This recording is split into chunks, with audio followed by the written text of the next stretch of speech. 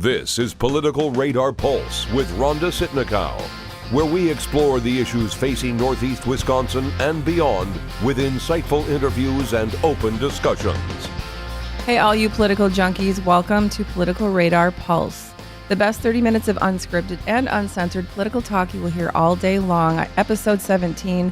And I have Joe Prosser with me today as a guest. He is parent, concerned citizen, and has a background in education. Welcome to the show. Thank you for having me. We're going to talk about the state of emergency at Washington Middle School that's happening. That's kind of, it's taken over the news and the conversations on social media. There's a lot happening. There's a lot of anger and emotions out there at what's going on. I'll just kind of touch on what I'm talking about. If you don't know, I would be surprised, but a few weeks ago, Kristen Westcott was a teacher at Washington Middle School, and she resigned in front of the Green Bay School Board, citing over 120 police calls. She didn't feel safe anymore at school. She felt that the district administration was not responsive enough to her requests and needs, probably along with other colleagues, and that she just was done. It's also notable, I think, that she was, in 2015, a Golden Apple Awards winner, and I think that it's very sad to lose her. It sounds like that she was a very positive person to have in that building. And so, over the last few weeks, when after this happened, there was a bunch of community outrage, and there was, a lot of social media posts and comments. There's a petition circulating right now to remove the superintendent. There was a school board meeting recently where there were people suggesting that maybe we take some of these bad kids and we put them in their own school. It's safe to say that the community is looking for a solution. We definitely know something has to happen. I personally don't feel the district's response has been enough. They basically their plan is to basically implement the plan that they've had for the past few years that clearly is not working. It's not effective. You were at the latest school board meeting and you saw the conversation happening, and just talk about that, what you saw. Yeah, just in regards to the latest meeting, the feeling I had was essentially they said, we've been working on a plan. We're going to keep working on that plan. And that's all we have to report. Obviously there was a lot more words than that used, but there was really no addressing the emergency that I think most of the community feels, the general community. Obviously if you are part of the district, whether you're a teacher, administrator, or whatever, your feeling on the matter is different because your viewpoint is different. But the feeling in the community is this is an emergency, and the response that we've heard so far is pathetic. And the response, I watched the video of the meeting. The response felt very just kind of, we've got this because we have systems in place. Kind of like we don't know what you're upset about and that's not working. Yeah, it kind of feels like without them saying is like, we know that this is a problem. We've known it's a problem for a while. We're working on solutions to it. So this really isn't a surprise to us. We don't know why everybody's so upset. There was, I'm assuming the room looked like there was a lot of people in the room. Yeah. So what was the feeling of the people in the room? Could you tell? I was not in the room because I was not able to get there prior to the start of the meeting, so it was packed. So I was kind of standing in the hallway. Oh, so there was that many people? Yeah, it was out in the hall. Wow, okay. It was filled up, probably over capacity.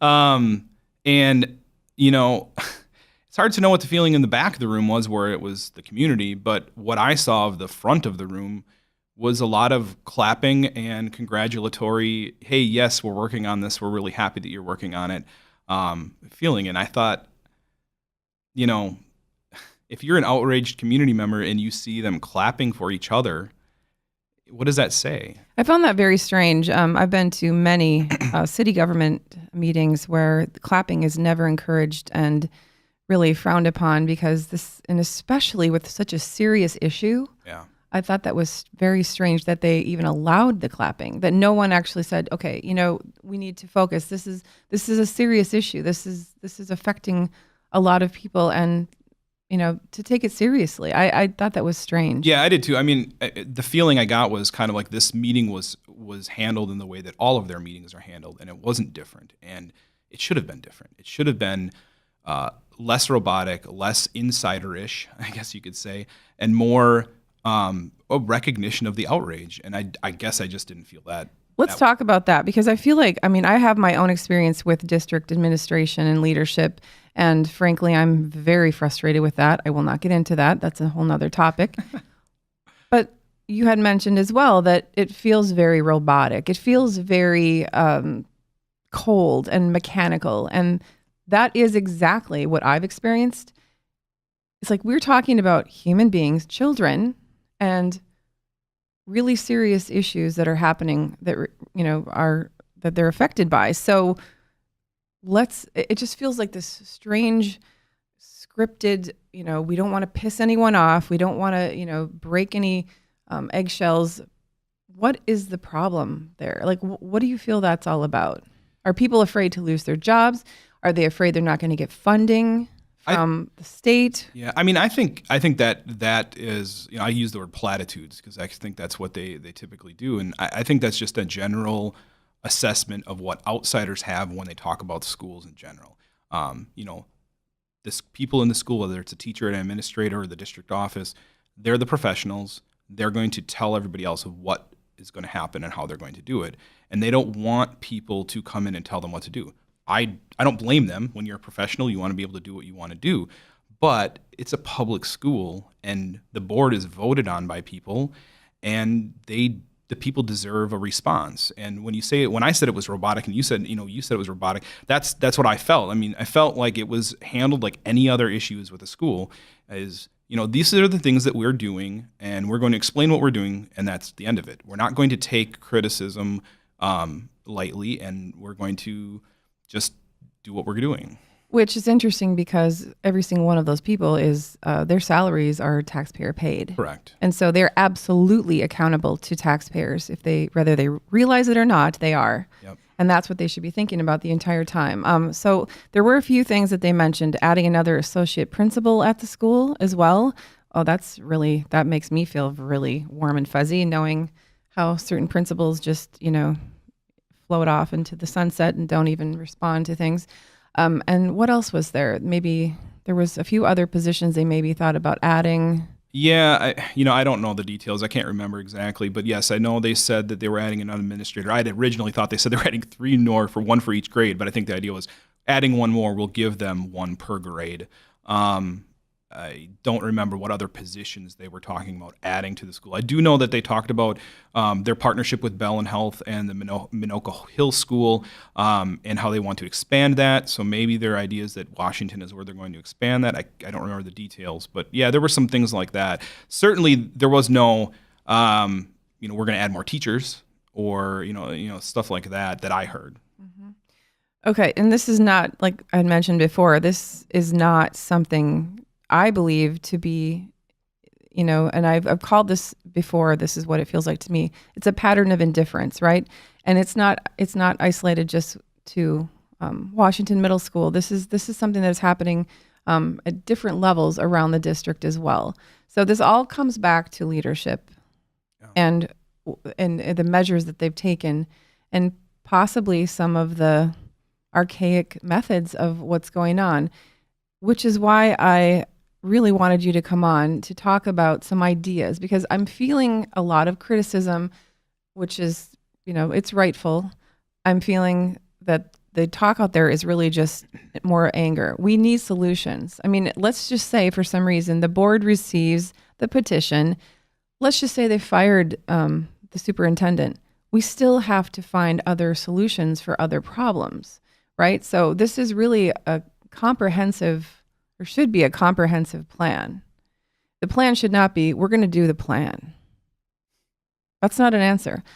It needs to be comprehensive. And you had some really great ideas, which I'm assuming came from a book that you had mentioned. Some of them, yeah. Lost at School. You want to show the book? Lost at School. And then talk about where I'm going to mention the ideas by point, but where did you come up with these, and where have you heard about this? Probably a couple different areas. My wife is an early childhood educator, so she deals with children, and these are children that we're talking about. Most of the time, we talk about the kids that the type of kids that she might be working with because she works in early childhood. But we've got two kids of our own. One who's in elementary school in Green Bay Public Schools, who's had difficulties with challenging behaviors. So as a parent, we have to discuss these things constantly. So it's kind of twofold there. I also went to school to be an educator, so I have a little bit of background in that. I have plenty of friends who are educators.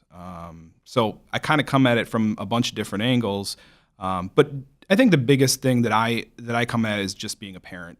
This book explains a lot about the problems that we're having with our own child, and it addresses a lot of the problems that schools are having with a lot of kids. So really, this conversation and what I'm hoping is it's very solution minded. It's something to put forward some ideas that they could implement and maybe use that they're clearly not doing right now. And that's the hard thing. I don't know what they're doing. I know that they're not doing this where my son was going to school. I know that And your son was in the Green Bay School District? He was in the Green Bay School District. Okay. He still will be in the Green Bay School Okay. District. We have not pulled him out of Green Bay schools. They're not doing the things that I think are good, but I don't know that because they don't talk about it. The consensus is usually we have a plan that we're implementing, and parents and community members don't really ever get to know about that plan or give input on that plan, other than electing a school board who, in the current crisis, hasn't said anything. They've left the talking all to the superintendent. There's no independent voices being heard from the school board, and they're all elected. They should be talking. They should be allowed to talk independently and say what they feel is right, even if it's not exactly what's happening at the district office. Has the news media actually interviewed any of them? I don't know. I don't really watch the news all that much. I'm just curious because, I guess it wouldn't stop anyone from saying, I'm a school board member, I'm going to do a press conference, right? You have that right to do that. They're not treated like elected officials that they are. And let's quick mention that as well before we get into the points of your ideas for education. School board elections, they happen every year. It's a 3-year term and 2 seats are up every single year. It's one of those times where, when I look at the numbers of people that come out that don't come out actually to vote in school board elections as well as many other local elections, these people are not coming out. They're not coming out to run. They're not coming out to vote. I wonder if something like this, unfortunately, would kind of be a catalyst to that, to really make people start paying more attention. I'm hopeful that they will get more involved, but there's a lot of people angry. There's a lot of people with ideas. You can absolutely start forming your school board campaign today, right? Yeah. Because next April, there's 2 seats up. Absolutely. So that's what I'm hoping to send a message to as well, because I'm always about, please, people start being more, proactive and participate in local government, because that is local government. So that just wanted to mention that. So let's get into some of your ideas, which I thought were great. And I need to mention as well that I have a lot of teachers as clients and Facebook friends who really loved your ideas, who sent me messages about them. And we're so excited to hear somebody saying that out loud. Let's get into that. So one of the first things you mentioned was developmentally appropriate early elementary education that promotes individual curiosity and not drone making. Explain. Well, like I said, I have a kid in elementary school. He's going to be entering 2nd grade this year. He went to 4K at the new-ish Oak School, the outdoor program, which was incredible. But maybe 50 kids get to participate in that every year. So it's great, but it's not at every school. It's not at every 4K. When he arrived in kindergarten, the 2nd day of school, his teacher pulled my wife aside and said, "Your son is having trouble sitting down and listening." And right there, I think it tells you a lot about our perspective on early childhood education. 2nd day of kindergarten, and he's being criticized for not being able to sit still. He's 5 years old. He's in his 2nd day of kindergarten. He's supposed to be learning how to control those impulses.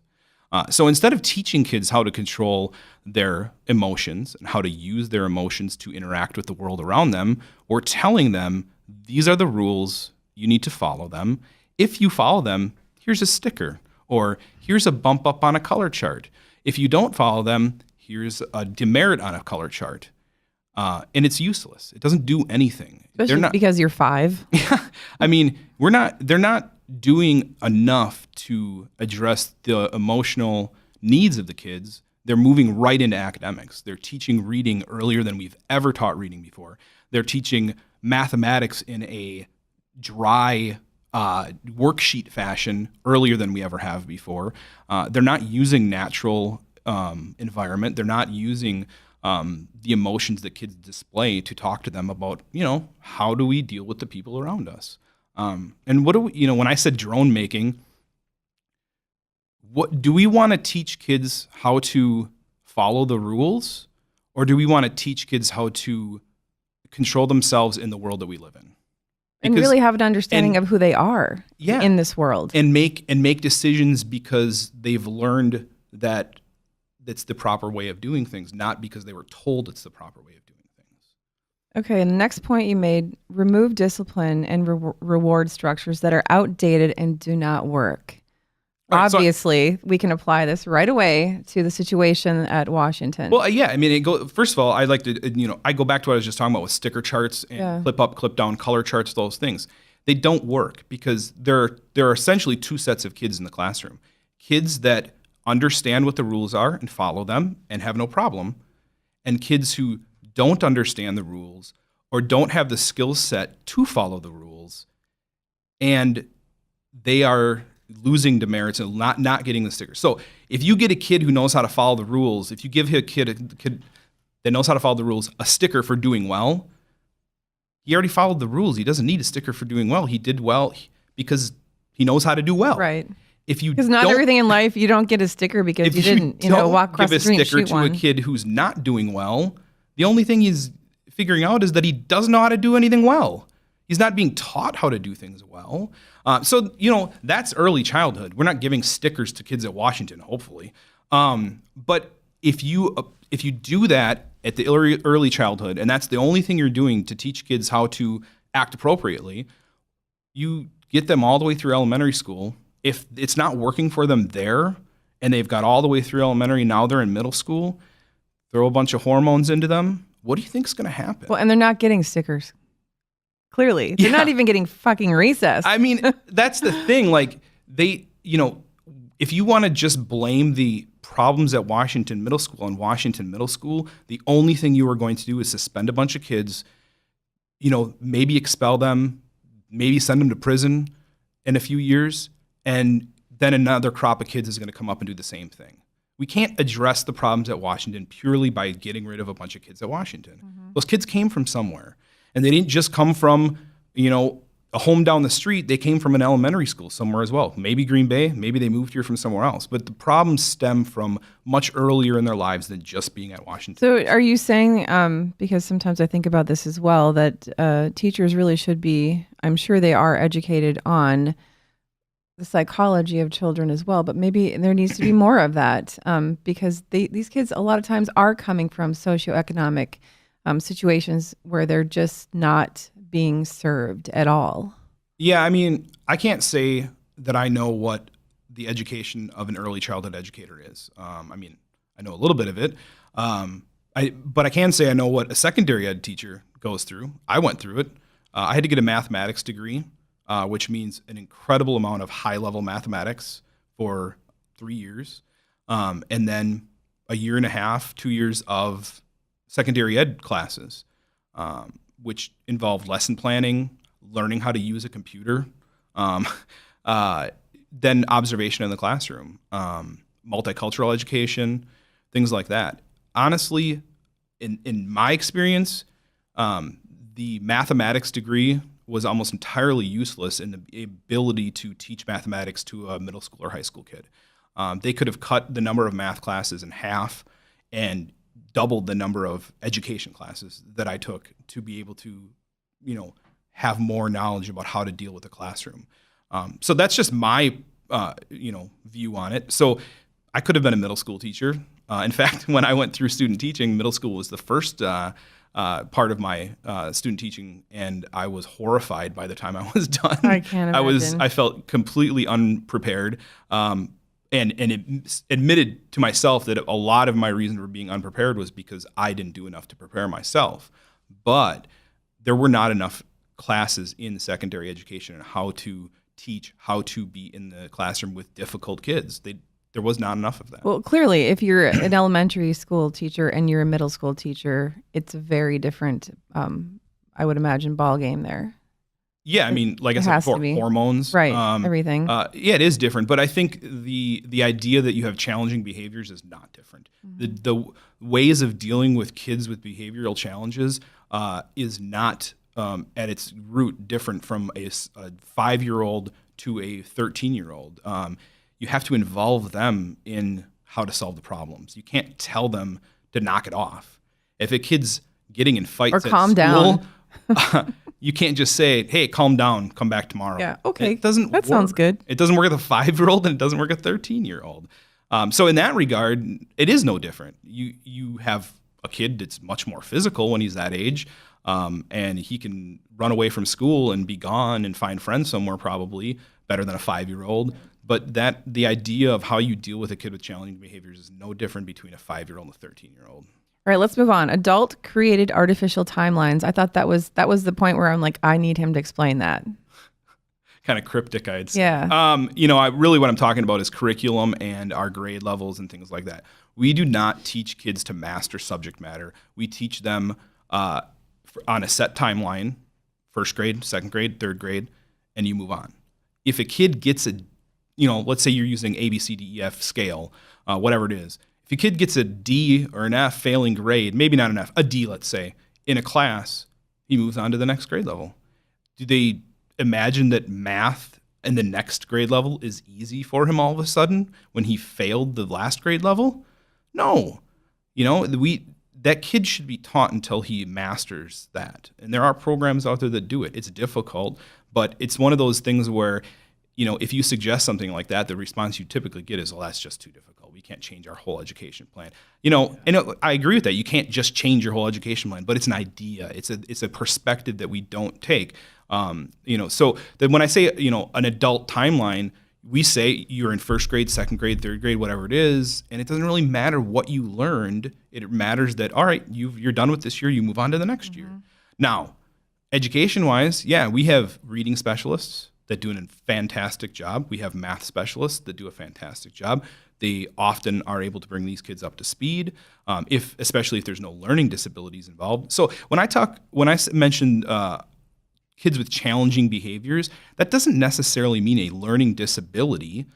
It could be any kid that is struggling with some type of skill involved with managing his emotions and how to deal with the people around him. So if that's getting in the way of his learning and he's behind in math, they'll give him a math specialist. And I can tell you with my own experience with my own child who was removed from the classroom to catch up in reading, the kid, if you asked him what he loved about last school year, the only thing he probably loved, outside of recess maybe, was his reading teacher.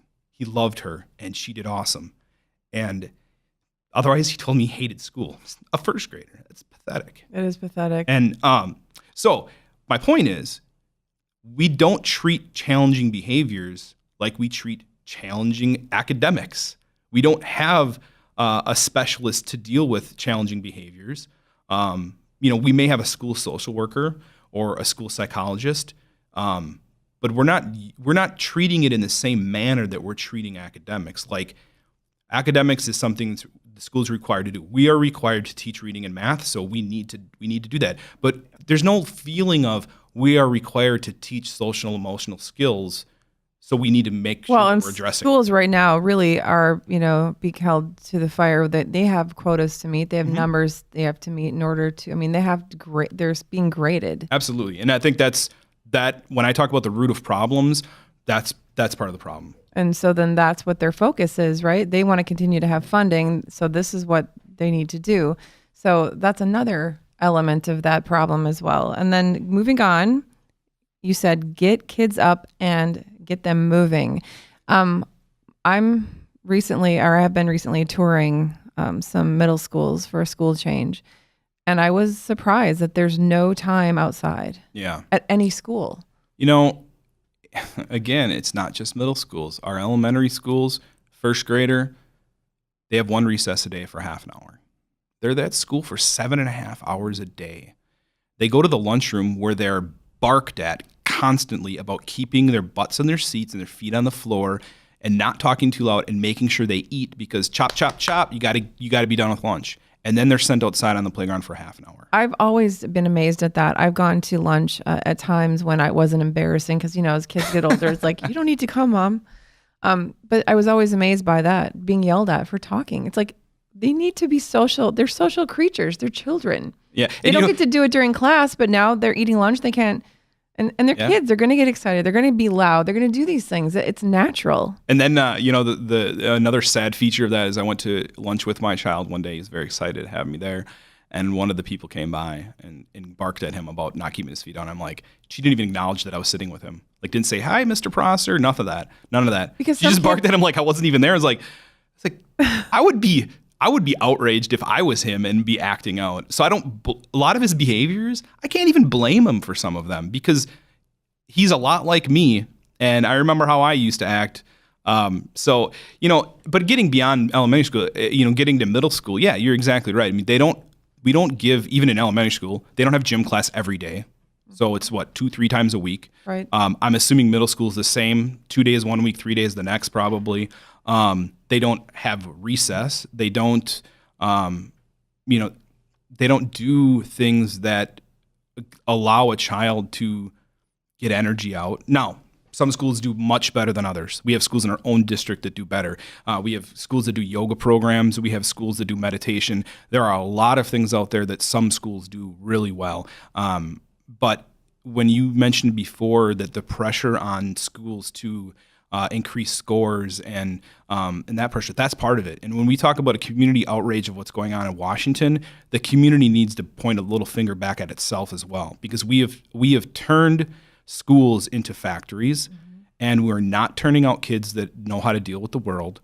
There hasn't been a federal education policy in a long time that actually addresses properly, developmentally appropriate education, getting kids moving. We talk, Michelle Obama had a lot of stuff about getting moving and stuff like that, but the curriculum, the standards that the schools are supposed to meet, they don't afford that time. So we can't just say you need to get the kids up and moving and not point the finger at the rest of society, the politics of it, everything else.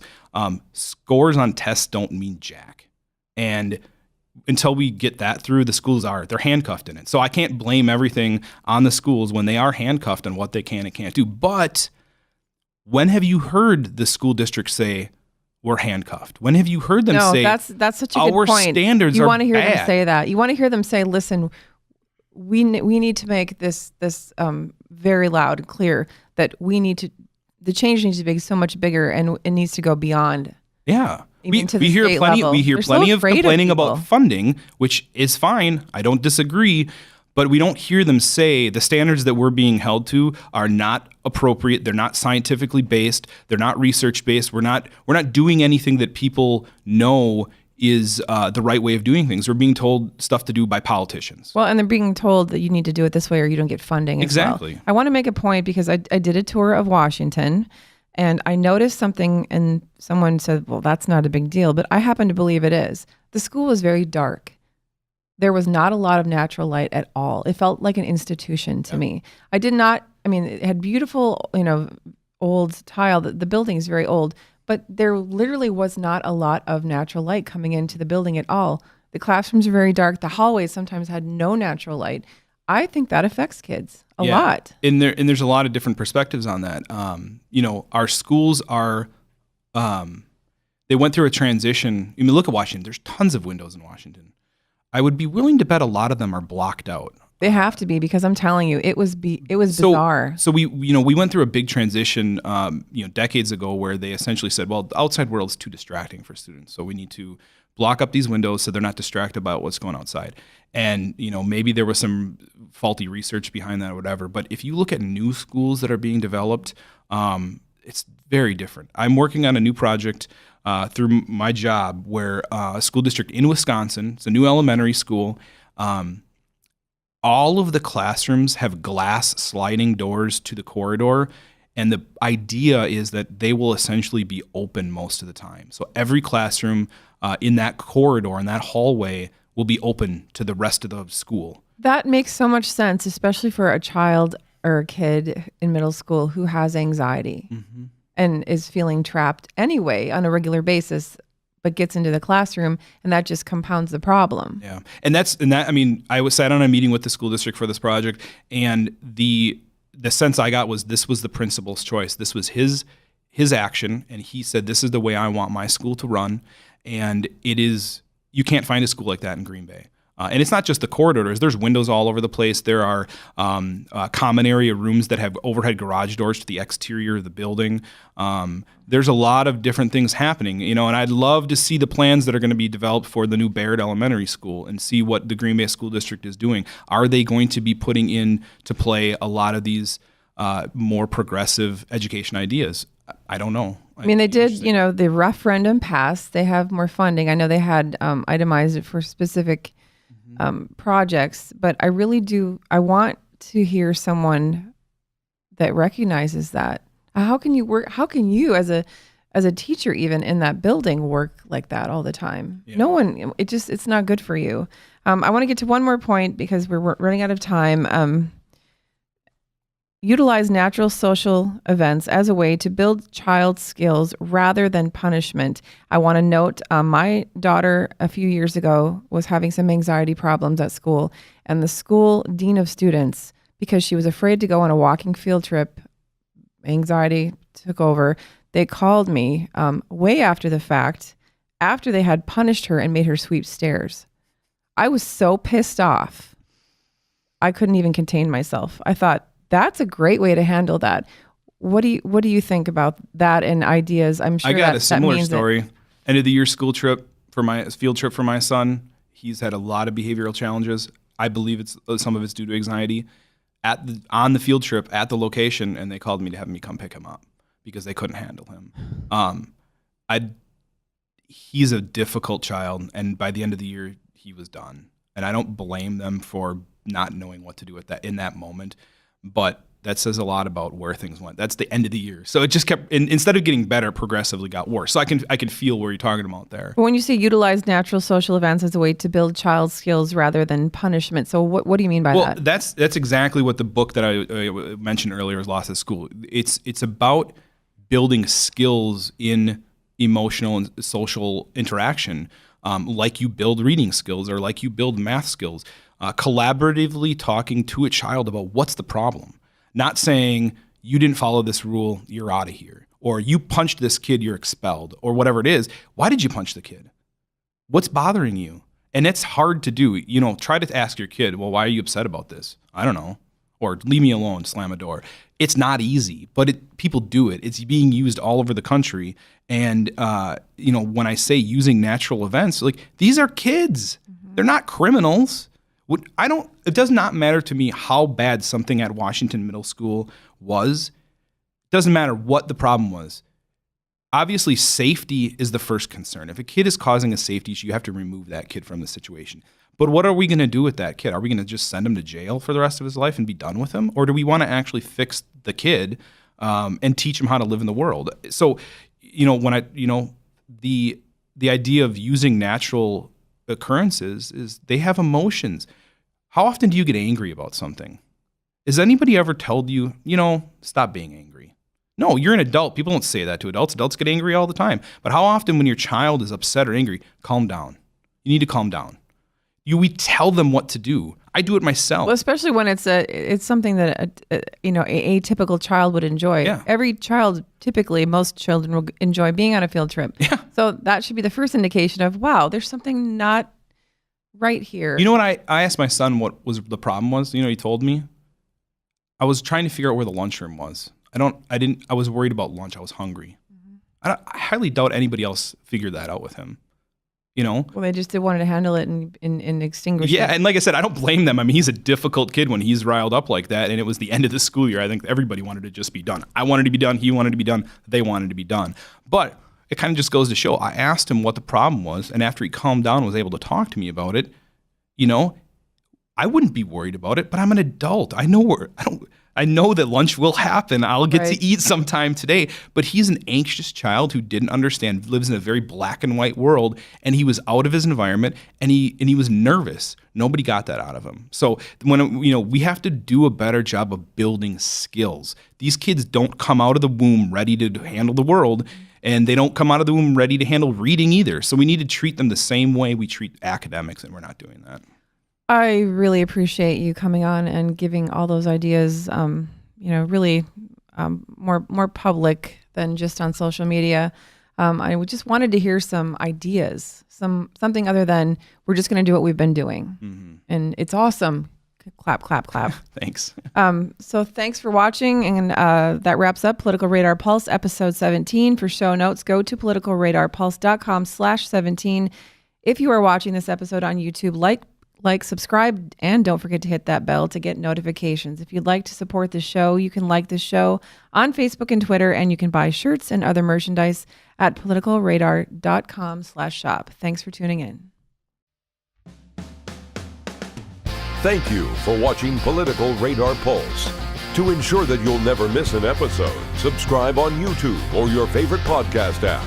To check out more episodes of Political Radar Pulse, visit politicalradarpulse.com or connect with us on Facebook or Twitter.